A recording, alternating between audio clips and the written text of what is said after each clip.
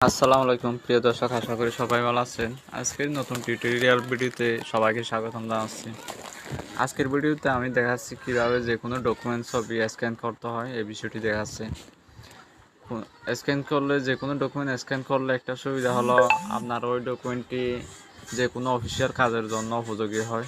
তাছাড়া আপনি আপনার প্রয়োজনীয় ডকুমেন্ট স্ক্যান করে আপনি পিডিএফ করে ফাইলেও রাখতে পারেন। মূল ভিডিওটি শুরু করার আগে ছোট্ট একটি রিকোয়েস্ট করছি, আপনি যদি আমার চ্যানেলের নতুন দর্শক হয়ে থাকেন তাহলে আমার চ্যানেলটি সাবস্ক্রাইব করে বেল আইকনটি চেপে দিন।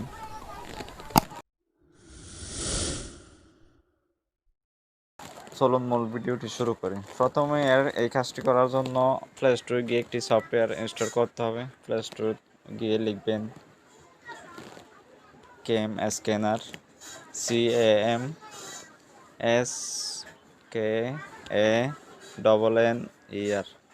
ক্যামস্ক্যানার। দেখেন এখানে দুইটা দেখা যাচ্ছে, এখানে CS লোগো দিয়ে যেটা আছে এই সফটওয়্যারটি ইনস্টল করবেন। আমার ইনস্টল করা ছিল তাই আমি ওপেন বাটনে ক্লিক করছি।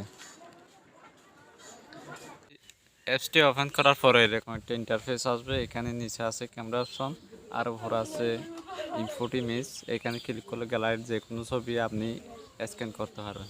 আমি নিচে ক্যামেরা অপশনে ক্লিক করে আমার একটি ডকুমেন্টের ছবি তুলছি। দেখেন ছবিটি প্রসেসিং হওয়ার পর নিচের নেক্সট অপশনে ক্লিক করতে হবে।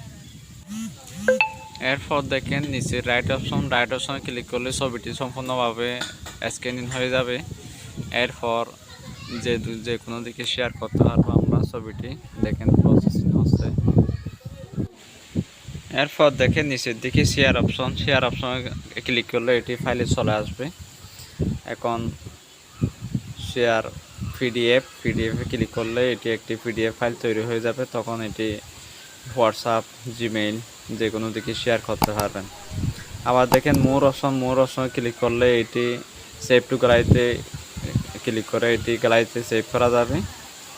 তো এই ছিল আজকের ভিডিও বন্ধুরা। ভিডিওটি ভালো লাগলে একটি লাইক দিবেন এবং পরবর্তী নতুন কোনো ভিডিওতে কথা হবে। ততক্ষণ ভালো থাকবেন। আল্লাহ হাফেজ।